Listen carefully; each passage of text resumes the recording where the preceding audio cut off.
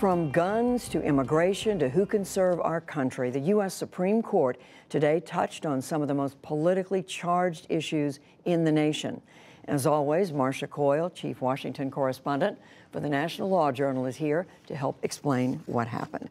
Hello, Marcia. So a lot going on. We haven't seen you for a while, but today the court did move on several fronts. Let's talk first about what they've done with respect to the Pentagon's policy on transgender people. What did they do? All right. First of all, the Trump administration had asked the Supreme Court to do two things. First, it wanted the court to lift the injunctions that were blocking the transgender policy. And second, it wanted the Supreme Court to hear the merits of whether the policy was constitutional before the lower federal appellate courts would consider that question. So the court did agree to lift the injunctions against the policy, meaning the policy is in effect. That was a 5-4 decision. Dissenting were Justices Ginsburg, Breyer, Kagan, and Sotomayor.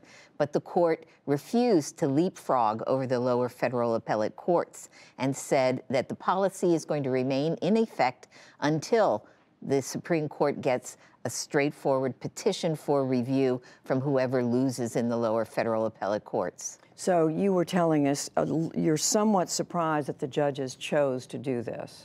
I'm not surprised that they refused to leapfrog over the lower federal appellate courts. That is always disfavored. The court wants the reasoning, the benefit of the reasoning of lower federal appellate courts. To allow the policy to go into effect while the process goes on was a little surprising. Certainly there are transgender service members who will be affected by this. Well, let's talk about some of the other rulings today, or non-rulings on guns. The justices have now chosen to take up a significant case.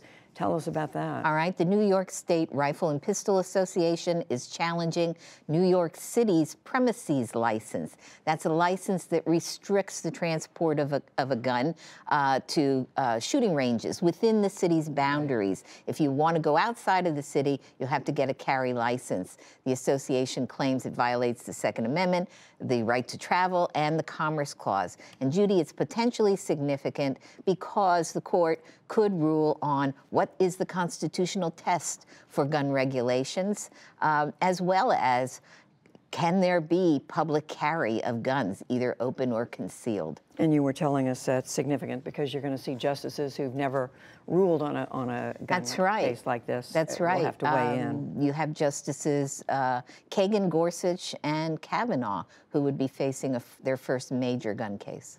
And finally, I want to ask you, Marcia, about the court taking no action on what the Trump administration had asked them to do, and that has to do with the DACA recipients. These are young people who came to the United States with their parents without documentation. The administration wanted them to act on this.